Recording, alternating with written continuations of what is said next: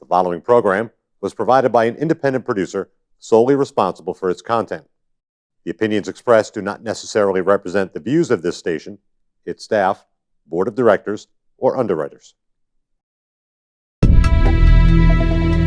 My name is Jasmine, and I am a recovering drug addict. My name is Richie Farrell, aka the Old White Junkie. And we are your hosts for Exit Team Nashua. Our mission is to bring recovery into the living room. Last year, over 72,000 Americans died of an accidental overdose. That's almost 200 Americans every single day. We will bring you guests with real-life experiences with addiction and recovery.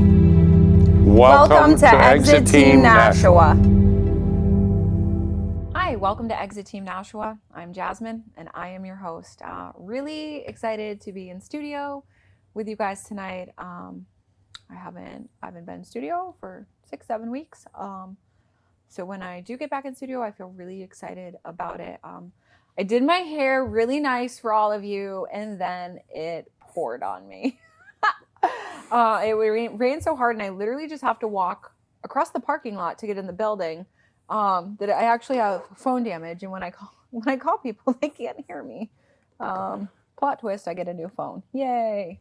But anyways, the mission statement of the show is to bring recovery into your living room and to bring recovery to be accessible to you, which is a statement that I take very seriously and carry at heart. I have experienced a lot of loss this week. I'm going through a tremendous amount of grief, and quite frankly, I'm still in the anger stage. And that's okay. That's okay to be where I'm at, and honestly, everything is okay and will be okay. It just confirms with me that this is why I do what I do, right? And that what I do has a purpose and it has a reason, and that there is a mission to it, and that like when I come up here and I get to be on set with very, very beautiful souls that have a story to tell, it is not about me. It is about the hope that is delivered. And it is not about the gas. It is about what they can do to instill hope in others. And if anyone is watching the show and they're feeling hopeless, they're feeling disconnected, they're feeling lonely, they're feeling isolated, they feel like they can't do it, they feel like they're not worth it, they feel like there's literally no other stinking effing way, please reach out to me. Reach out to Derek, our guest tonight. Reach out to any of the other 100 guests that we've had on this show, because you are worth it and you can do it. And we are living proof. Absolutely. We are living proof. And that's literally what the show is about. If you're watching the show is about you. It's about you and what we can do for you and your loved ones, and how we provide support and relief for anyone that is suffering. I never know what's going to come out of my mouth. So welcome. Thanks for having me. Who are you? My name is Derek Briere. I'm a man in recovery. I'm coming up on July 4th for 2 years sobriety, 2 years recovery. I'm a member of the Manchester recovery community. I came in August 23rd from treatment, and I've stayed. I have a mission to help as many people as I can, and it's working out. Some days are good, like you said, and some days are sadder than others, but it's working with people. And I'm thinking about what you said at the start of it, and when you reached out to the audience, it is very lonely and very isolating when you're in the pains of any type of addiction or any type of substance use or behavior addiction. You feel very alone, and it's probably the hardest part of starting the process is trying to reach out and make a connection with somebody. And you know, if you're watching today, then, you know, that's the move to make. I can guarantee you your life will change. A process will start, and you'll start getting connected. I'm a big fan of, you know, the opposite of addiction is connection. It's just such the truth. It's not cliche. It's real. It's really real. And being able to interact with people has healed me tremendously. I'm a free, healed man today because of the process. I think it's really important to emphasize as well, like that loneliness, and for myself, like those feelings of unworthiness, and that were barriers to me connecting with people. started long before I ever picked up alcohol or drugs. Yeah, I agree. Absolutely. It's my experience. I went to 13 schools in 12 years. So that looked like new kid every year, twice 1 year. And you don't make connections right away. I didn't have any friends for more than a year or two. And you start to, look inwards and turn inwards. And for a teenager or a young adult, that can be a scary place. Sometimes that looks like, I think for me, like picking up a substance a drink was to fit in. They're drinking, I want to fit in, and I went along with that, and those tracks were laid, But I found that even as I grew as a man, I found times as an adult that I was very lonely, surrounded by people. I owned and managed a very large company, and I had love and affection from everyone, but I still felt alone. There was something inside that wasn't being treated. I had a connection to God. I was very faithful, but you can still get lost. You really can. And without, professional help or spiritual help, you can go down the road like we did. I mean, I turned to drugs and alcohol for relief, for ease and comfort of that condition. Yeah, it's many times in my life, I would get sober, and I would be just as hopeless, or if not more hopeless than when I was using. And it took a lot of experience for me to suffer with my alcoholism and drug addiction to realize that I was the flipping problem, and it was very easy for me to deflect to outside things given the life experience that I had had. I grew up in a very unstable home. I was subjected to a lot of trauma, abuse, and neglect. It was my ACE card growing up for my behaviors. I didn't realize that my behaviors were a manifestation of what was going on within inside of me. I didn't have that type of awareness back then. I became a career criminal at a very young age, in and out of institutions. To me, that was the only sense of identity that I had. So I wore that as a badge of honor. Yeah. And when you sit with yourself and you're going to be true to yourself, and you don't have those masks on, and you don't have those substances to help numb that, like, that's a really shitty place to be. It is. It absolutely is. And at the start of your comment just now, I truly believe that the one thing I fight against every day is myself. Derek is my only obstacle. There is no other obstacles. I love that. And all right, so because we do create those ACE cards, we definitely get. I think it's our defense mechanism to say that I'm not shitty. Like, this is why, right? Because. And if we look back and try to correct some of that, I think before drugs and alcohol became a big part of my life, I found the power in success, right?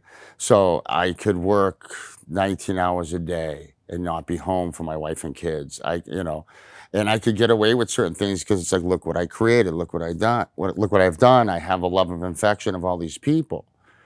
Once that was gone, I mean, really was my identity. I was this guy. And when it was gone, that my spirit was crushed. And the only tracks I had laid before that were ease and comfort from alcohol and a drink, and a drug. So, and that just, took me to really dark places. And when you say the word hopeless, I mean, that's literally what it is. Once I figured out how to relieve myself of that state of hopeless, the clarity comes in, and I realize I'm just really dealing with me. That everything else doesn't matter. It's just how I perceive things and how I approach things, and it's worked. It's been a trip, but it works.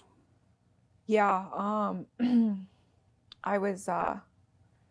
had a lot of really beautiful experiences in my life today. I also had some pretty challenging experiences in my life today. And when I say today, I mean like literally today. But it's really cool. I was walking and I saw a really beautiful young lady that wanted to get sober, and her face lit up and she was like, "Hey, Jasmine." And I literally stopped and I was like, "Thank you, God." Yeah. Like, thank you, God. Like, how beautiful. you know? Yeah, it is.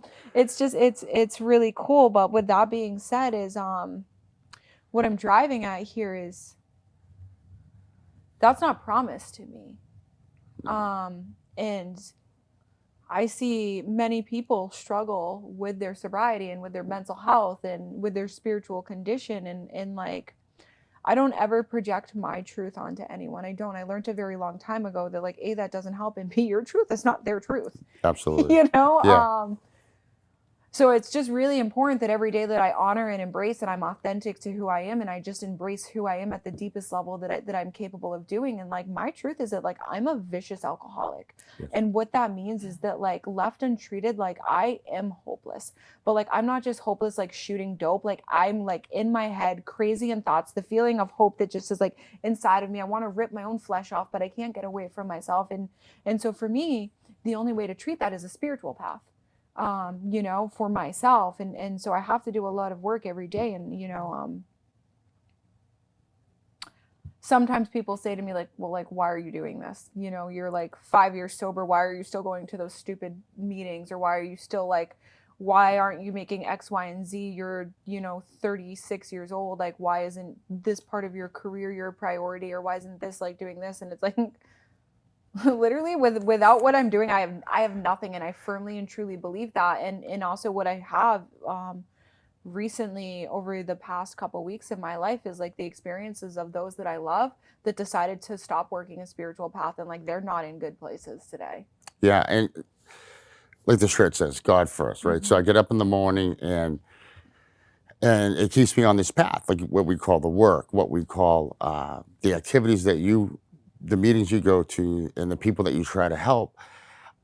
I mean, I don't do them out of fear. I do them because they make me feel good. They keep me on that path. And I firmly believe that the way you described hopelessness, this is what this is about. Yeah. That the drugs and alcohol were just a mere symptom to relieve that hopelessness. Yeah. And that once I could find hope and be relieved of hopelessness, that, you know, I become this great person I was meant to be. I want to be me. I want to share my experiences. It's beautiful to wake up every day. And that, you know, I do these things to enrich that spirit. Like you said, I keep feeling that. And I feel like it's our design, that we were designed to be kind, gentle, loving people. And that's outreach. That's looking after your fellow man. And we have a lot of that in this community. We have a lot of opportunity for it. And it's become my truth. And until God moves that some other way or directs me, that's what I'm going to continue to do, you know, because it's giving back what I was given, and it makes me feel good. It keeps me clean and on the right path.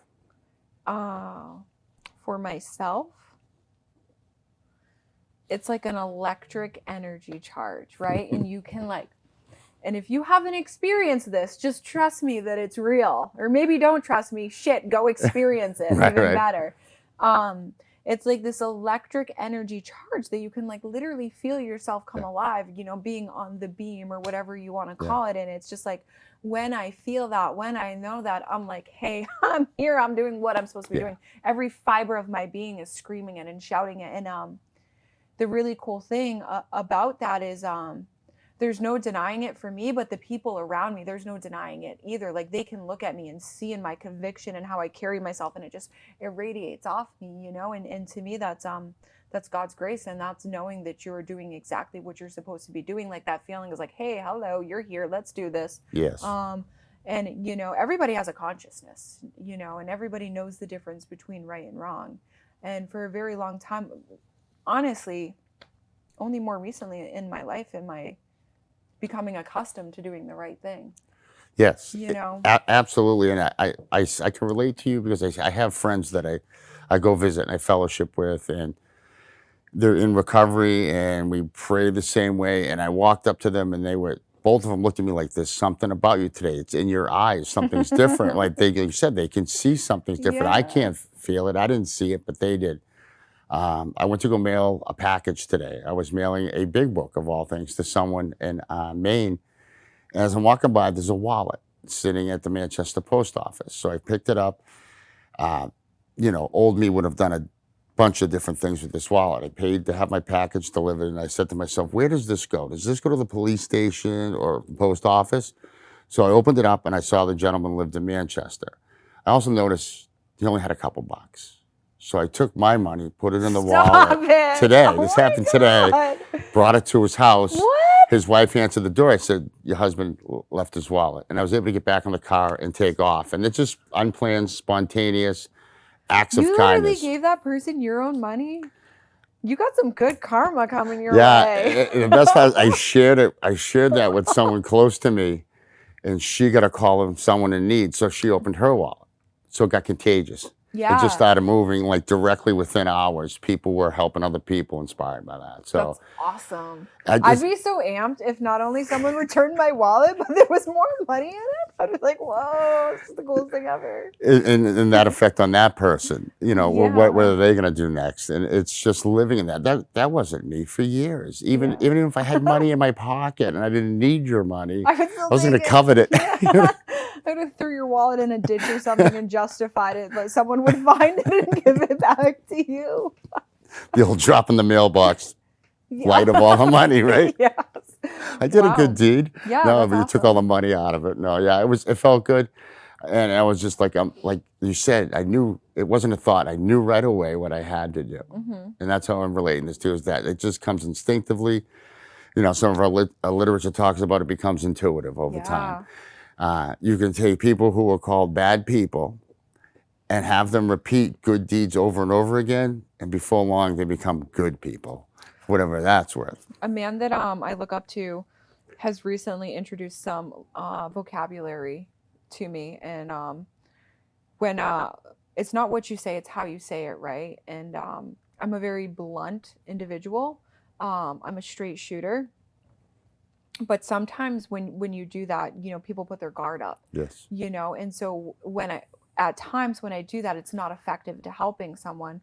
So he's really helped me to help change my mindset, and he's introduced me to the vocabulary of like no shame, no blame.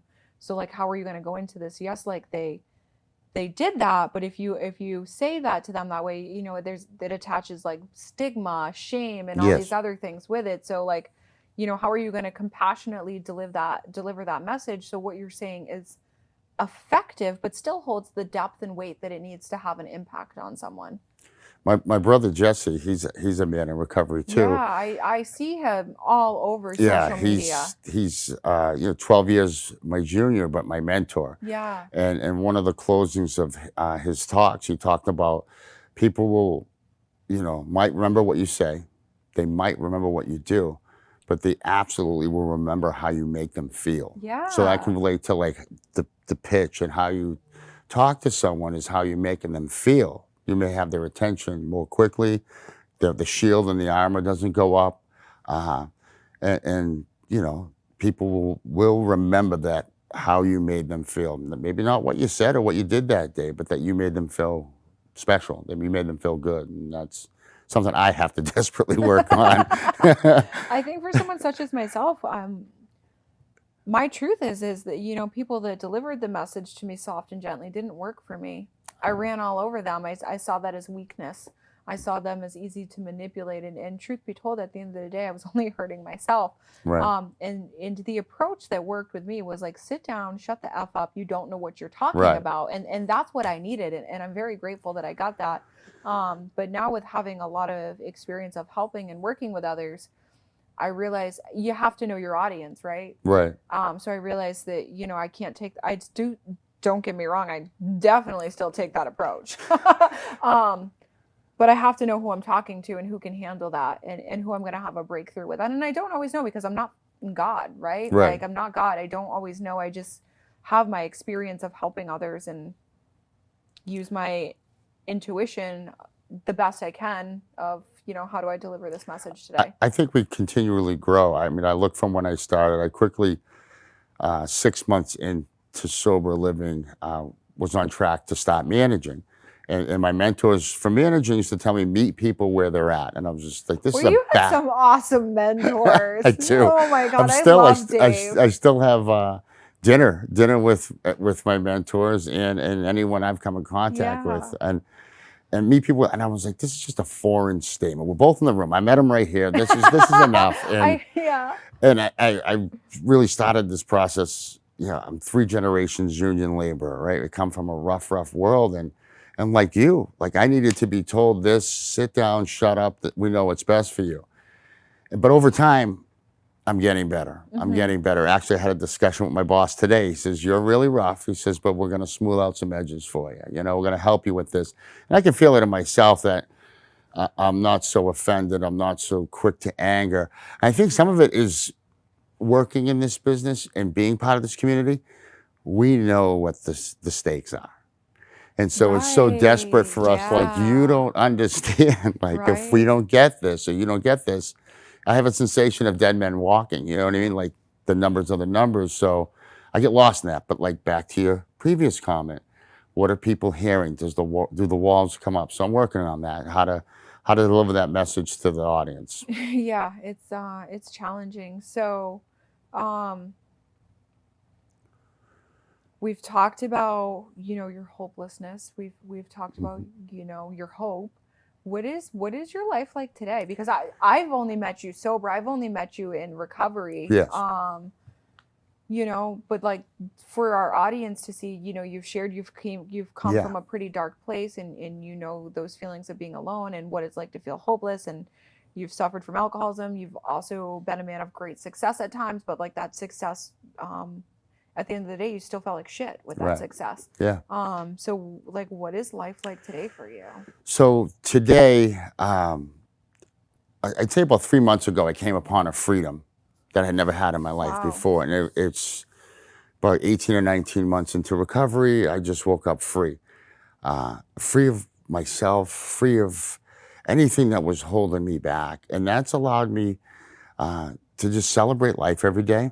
I work with men in recovery. I manage a sober house, and that activity is fantastic. I don't know how I'll eventually leave someday if that's where it takes me. But I'm starting to pursue some of my art. I'm starting to. What kind of art? I painted and mixed media, and it's just like time for me to get back to that. Wow. I'm starting to take a bit more time for myself. I'm going to travel this summer. Where I've you got a going? couple of small. Going to a powwow in New Hampshire. First, Stop! Yeah. That's so just never been to cool. one. Just going to go and celebrate the creator and get back to Yeah. some of that heritage and learn about Well, that. And how cool, Indians and heritage, and Yeah, absolutely. draw from the earth, and yeah. just to start, to be teachable and learn about more spirituality and get outside, right? To get away from my everyday practice. But just really reading and enjoying myself. I'm fellowshipping. I now have people that I've worked with who have a year sobriety, and they're becoming my mentors, right? For once was the pupil is now has surpassed me. So I have a little bit of a community that I can go to cookouts with and celebrate their marriages, the birth of their children. And I think that's my summer this year. My mother lives in Plum Island, so I'm going to spend some time surf casting and spending time with her. Dude, what a cool life. Yeah, it's beyond belief. Yeah. It's very simple, though. I know. It's not complicated. That's the secret. Low expectation. Yeah. Very simple plans. If things go wrong, you just adjust it, and it's okay. Everything's fine, and the simpler, the better. Yeah. How meaningful, to be able to show up for those relationships. Yeah, that's huge, and Yeah. it's truly a living amends with my mother, because I think that's one of the people we hurt the most. Even when I thought I was so smart by isolating and I'm only hurting myself. Oh, that you're one whole of those, yeah, huh? one of that. Oh God. The most damaging of all. Yeah, I know they're hurting my shit. Okay, Derek. And, yeah, right. Okay. And it, my and I have such a loving family, and they've baby fed me the reality of what that did to our family. That's really right? nice of They've them. just meted it out in pieces, and Yeah. and I became part of a group. They allowed me in this Moms Letting Go group on Facebook, and I read their posts every morning, and I try to be That inspirational. feels really overwhelming to me. That's very emotional. It's I literally starts like, whoa. 3 hard stories every morning that I usually read, and then I try to bring the light that this is what I'm doing, that it's possible, right? That there is hope for your children. And I also share what I do with my mom, that I'm be able to have a living amends with mom. July 1st, my mother drove me to treatment, 2019. So that's tomorrow. So yesterday we went to the beach. We sat in Salisbury State Park. I was able to pack a lunch, bring her favorite magazines, be present for her conversation. And that's something I haven't done in 15 years, you know? Pretty awesome. Yeah. And to see your family respond and not worry about you is huge. Yeah, and it sounds like you have a very full, beautiful, meaningful life I do. today. I do. It's energy is contagious, right? And even just sitting here on set with you, you know, you can feel that peaceful way about you. That's good. Yeah, right. It's good. Yeah. It's yeah. Hope it emanates, right? And if you, Yeah. it's. I think a big part of what happens to us is we lose track of loving ourselves, and then Preach. no matter how many people love me, I still didn't love myself. And through my connection with God, right? For me, it was reading scriptures and just going through that process, and I learned that God loved me no matter what. And when that love, when I became lovable through Him, I love myself, and now I can love you. I can love the whole world now, and it's just a beautiful spot. But I had to heal, and I had to love myself first before I can love you. I can't transmit anything that I don't have. The journey with self is an interesting one. Lifelong too. It's for me, it's so easy to get caught up out here. Yeah, definitely. I just get so caught up. I'm a workaholic. I love working. But I abuse myself with that. Yeah. You know, I don't abuse myself with alcohol or drugs anymore. Or, you know, I don't engage in like toxic, crazy relationships or, you know, but I can get so caught up, and I can get so caught up in taking care of others that I literally neglect self. And then I hit a ton of pain around it. And it's like, oh, whoa, wait, your pain's this big red flag telling you you need to like love yourself right now. So anyone that's watching, that might be struggling or need some advice or resources, what is it that you'd like to say to them? Today, I'd like to tell you that you're worth it, that people care about you, people love you, that there is a greater God out there that has a plan for you. But the first step is to reach out, to connect with someone from this program, someone from a community, and to trust, to really trust that they know what the next step is for you, and submit to that. And I promise you that this very simple process will change your life, and everything you ever dreamed of will come true. Thank you for being on the show tonight. Thank you for having me today. It's been beautiful. For anyone that's watching that would like to get in contact with Derek, you can reach out to us through our Facebook page called I Am a Heroin Addict. Yes, the Facebook page is called I Am a Heroin Addict. Shoot us a message and we'll get you connected with Derek. As always, thank you for tuning in and sharing your time with us. We love you. Thank you.